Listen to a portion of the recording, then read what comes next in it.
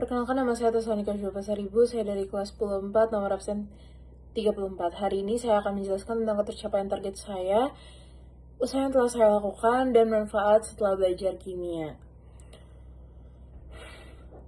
Untuk ketercapaian target, jujur saya sendiri merasa saya belum mencapai target yang saya inginkan. Akan tetapi,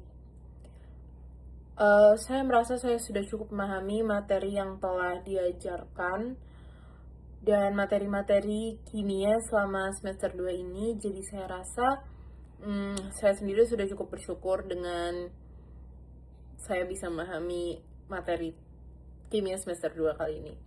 Lalu yang telah saya lakukan adalah menonton video pembelajaran lewat platform media sosial atau platform seperti YouTube, Instagram, TikTok, dan lain-lain. Lalu mencoba untuk memahami materi yang telah diajarkan oleh Pak Rifki selaku guru kimia saya saat ini, lalu mengerjakan latihan soal yang diberikan oleh Pak Rifki, dan meminta konsultasi langsung ke Pak Rifki jika saya merasa saya sedikit kesusahan dalam suatu materi atau untuk memahami suatu materi.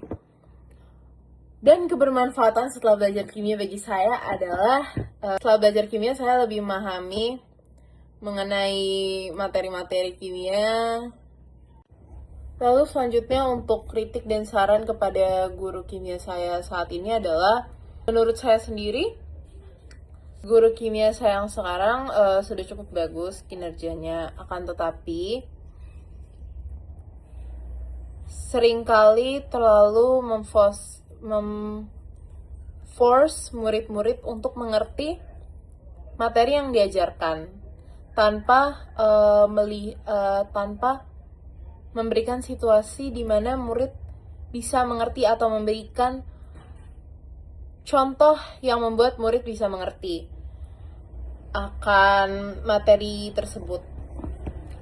Karena menurut saya sendiri, seringkali saya tidak langsung mengerti akan materi yang diajarkan oleh guru kimia saya, sehingga saya harus mencari video pembelajaran lewat platform lain atau mencari latihan soal lewat internet, bahkan harus bertanya kepada artificial intelligence, yaitu AI, agar saya sendiri bisa memahami materi kimia saya ke level yang lebih tinggi.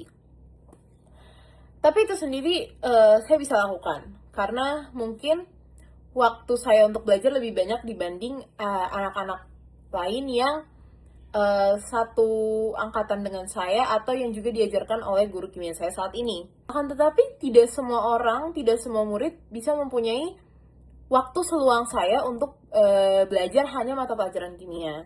Bisa saja murid-murid lain itu bekerja atau murid-murid lain mempunyai ekstrakurikuler yang lebih banyak daripada saya, mengikuti ekstrakurikuler yang lebih banyak daripada saya, mengikuti bimbel, mengikuti les yang tidak hanya berfokus pada kimia saja. Jadi menurut saya sendiri, terkadang sebelum kelas dimulai atau mungkin sebulan sekali atau 3 bulan sekali, guru kimia saya saat ini mungkin bisa bertanya kepada murid-murid, apa cara terbaik agar mereka bisa memahami suatu materi dan sebagainya. Dan menurut saya sendiri, dengan guru kimia saya memperbolehkan konsultasi sebelum ujian dimulai atau memperbolehkan konsultasi saat mendekati masa-masa ujian, itu sangat membantu. Terlebih untuk saya, karena saya sendiri merasa mungkin karena begitu banyaknya murid di kelas saya, membuat saya terkadang susah fokus untuk memahami materi yang diajarkan oleh guru saya.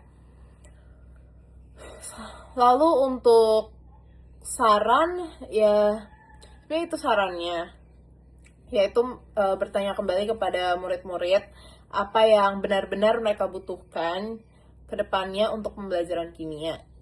Dan mungkin membuat hubungan yang lebih dekat terhadap murid-murid agar mereka pun berani untuk bersuara dan berani untuk berpendapat, agar